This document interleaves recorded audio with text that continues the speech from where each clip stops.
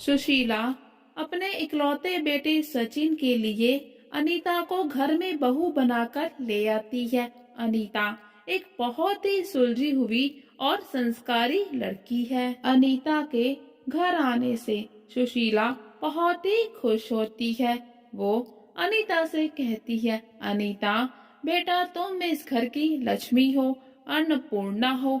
इस घर को अपने प्यार और स्नेह से हमेशा ही बांधे रखना, सबको एक साथ लेकर चलना। अनीता अपनी सास की बात समझते हुए कहती है, जी माँ जी, मैं हमेशा ही परिवार को साथ में लेकर चलूंगी। मैं आज आपको वचन देती हूँ कि मैं इस परिवार को कभी भी टूटने नहीं दूंगी। सुशीला के घर में उसकी सास भी रहती है और फिर शादी के कुछ ही दिनों के बाद एक दिन अनीता अपनी सास से पूछती है, माँ जी, दादी ने सुबह से कुछ भी नहीं खाया, क्या मैं उनके लिए कुछ हल्का यानी कि खिचड़ी बना दूं? तो इस पर सुशीला कहती है, देखो बेटा अनीता, वो तुम्हारी दादी है, इसलिए उनका कोई भी काम करने के लिए तुम्हें मुझसे पूछने की जरूरत नहीं है। अगर तुम्हें लगता है कि दादी को किसी भी चीज की जरूरत है तो तुम उसे जरूर पूरा करो। वैसे भी वो बड़ी हैं, उनके काम सबसे पहले होने चाहिए। और फिर अनीता दादी माँ के कमरे में उनसे मिलने के लिए जाती है और दादी माँ से उनका हालचाल लेती है और फिर पूछती है, दादी माँ, मैं आपके लिए कुछ खाने को बना दूं? आपने सुबह से कुछ भी नहीं खाया है। अनीता की प्यार और स्नेह से भरी बातें सुनकर दादी माँ बहुत ही खुश होती हैं और वो कहती हैं, अरे बहू, तुम कितनी प्यारी हो और तुम्हारी बातें कितनी मीठी हैं। तुम यहाँ मेरे कमरे में मुझसे खाने के लिए पूछने आई हो, नहीं तो इस बुढ़िया को कौन पूछता है। बस सारा सारा दिन अकेले इस कमरे में पड़ी रहती हूँ। और फिर दादी माँ आगे कहती है, अरे सुशीला के घर में तो बहुत ही अच्छी बहू आई है, साक्षात माँ लक्ष्मी का रूप है। अरे अनीता बहू, तुम मेरे कमरे में रोज आना, एक तुम भी बहू हो और एक मेरी भी बहुएं हैं, सारा सारा दिन आपस में लड़ती झगड़ती रहती हैं। और फिर इतने में सुशीला भी कमरे में आ जाती है और वो कहती है, अरे सासू माँ, मेरी बुराइयां अगर खत्म हो गई हो तो आप कुछ खा लीजिए। तो इस पर दादी माँ कहती है, अरे बड़ी बहू, मैं सब समझती हूँ, तुम्हारी नजर मेरे बक्से पर है, तभी तुम मुझे खाना पूछने आई हो। और फिर दादी माँ को खाना खिलाकर अनीता और सुशीला कमरे से बाहर आ जाते हैं। सुशीला अनीता को समझाती है, देखो बेटा, दादी माँ की बातों का बुरा मत मानना, उन्हें दिल पर मत लेना, उनकी अब उम्र हो चली है, इसीलिए कुछ भी बोलती रहती हैं। वैसे भी बूढ़ा आदमी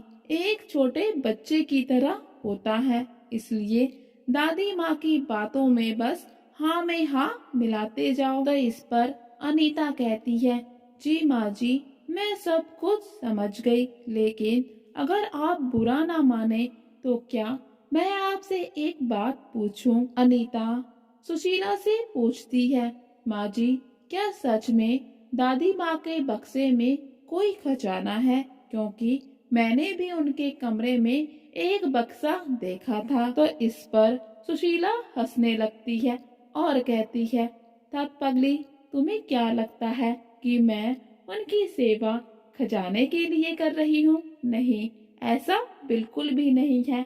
मैं जानती हूँ, माँ जी का बक्सा बिल्कुल खाली है। दरअसल माँ जी ने बाबूजी के जाने के बाद बहुत ही मुश्किलों से दोनों ही बेटों को पाला और पढ़ाया लिखाया। उन्होंने बहुत ही तंगी में जीवन बिताया है।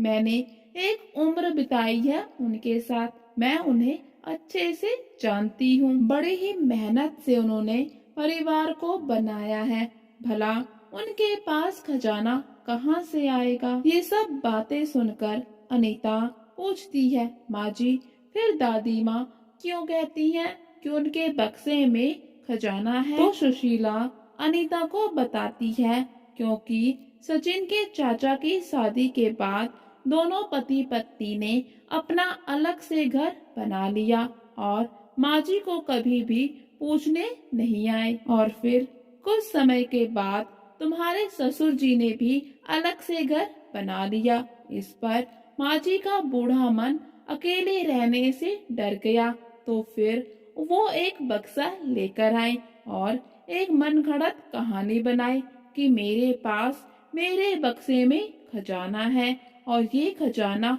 उसी को मिलेगा जो मेरी सेवा करेगा। लेकिन मैं सब कुछ जानती थी कि माँ के पास खजाने जैसी कोई भी चीज नहीं है, तो मैं उन्हें यहाँ अपने पास ले आई और तब से माँ हमारे साथ ही रहती है। माँ को लगता है कि मैं उनकी सेवा खजाने के लिए कर रही हूँ, बल्कि ऐसा नहीं है। मैं उनकी सेवा इसलिए करती हूँ क्योंकि वो मेरी माँ है। सुशीला के मन में अपनी सास के प्रति इतना प्यार और सम्मान देखकर अनीता मन ही मन में बहुत खुश होती है और फिर अनीता भी खुशी खुशी दादी माँ की सेवा में लग जाती है। और फिर कुछ ही दिनों के बाद दादी माँ शरीर छोड़ देती हैं और सभी नाते रिश्तेदार घर पर आ जाते हैं। इतने में सचिन की चाची जी भी आंखों में आंसू लिए छाती पीटते हुए आ जाती है और कहती है, अरे माँ जी, आप हमें छोड़कर क्यों चली गई? हमें तो आखिरी समय में किसी ने खबर तक नहीं की, नहीं तो आकर कम से कम दिल की दो बातें ही कर लेते। तो फिर सुशीला कहती है, अरे शांति, माँ जी के जाने का हमें भी पता नहीं चला, वो बस अचानक ही चली गई। आज सुबह जब हम उठे तभी हमें पता चला कि माँ अब हमारे साथ नहीं रही। ये सुनकर शांति सुशीला पर भड़क जाती है और कहने लगती है, जी मैं सब जानती हूँ कि आपने जानबूझकर मुझे नहीं बताया, बताती तो मुझे पता नहीं चल जाता कि माँ जी जाते समय आपको क्या कुछ देकर गई हैं। तो इस पर सुशीला कहती है, शांति, ऐसे दुख के समय में तुम कैसी बातें करती हो? माँ जी के पास कौन सा खजाना था जो वो मुझे देकर जाती? तो फिर शांति कहती है, बस करो जीजी, मैं सब जानती हूँ। माँ जी के पास खजाने का एक बक्सा था, आपने सारा खजाना ले लिया, लेकिन मैं अपना हिस्सा लेकर रहूंगी और आप अभी इसी समय मुझे मेरा हिस्सा दीजिए। तो इस पर सुशीला कहती है, अरे शांति, माँ जी के पास खजाने का बक्सा था, ये तो तुम्हें बखूबी याद है, लेकिन क्या ये तुम्हें याद नहीं कि माँ जी ने कहा था जो मेरी सेवा करेगा बक्सा उसी का होगा?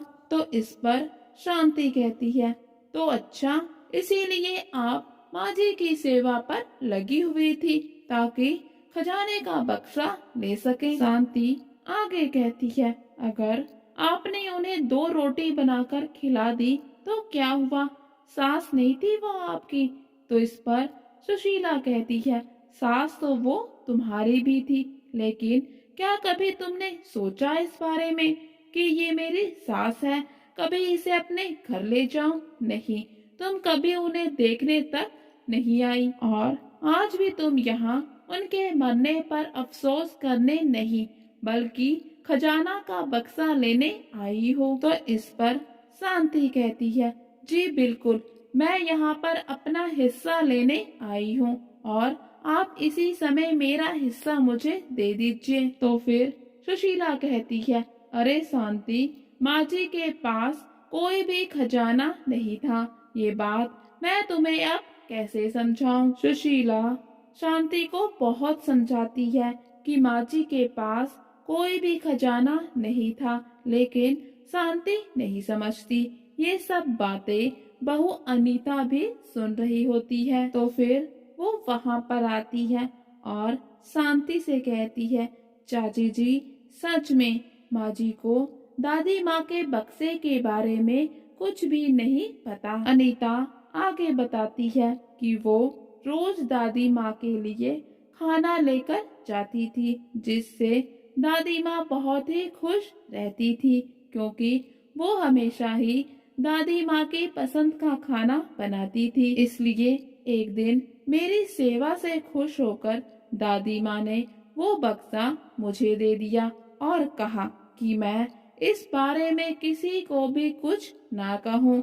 ये दादी और पोती के बीच की बात है। और फिर अनीता गहनों से भरा हुआ एक बक्सा शांति को दे देती है और कहती है, यही वो बक्सा है जो दादी माँ ने उसे दिया था। बक्सा लेकर शांति वहाँ से चली जाती है कि तभी सुशीला अनीता को गुस्से में आवाज देती है और कहती है, मैं सब कुछ जानती हूँ। माँ जी के पास कोई भी खजाना नहीं था, तो फिर इतने सारे गहने तुम्हारे पास कहाँ से आए और वो तुमने शांति को क्यों दिए और ये झूठी कहानी क्यों सुनाई? मुझे सच सच बताओ। तो फिर अनीता बताती है, वो सभी गहने उसके पिताजी ने उसे दिए थे। कहा था कि ये तुम्हारे बुरे वक्त में काम आएंगे।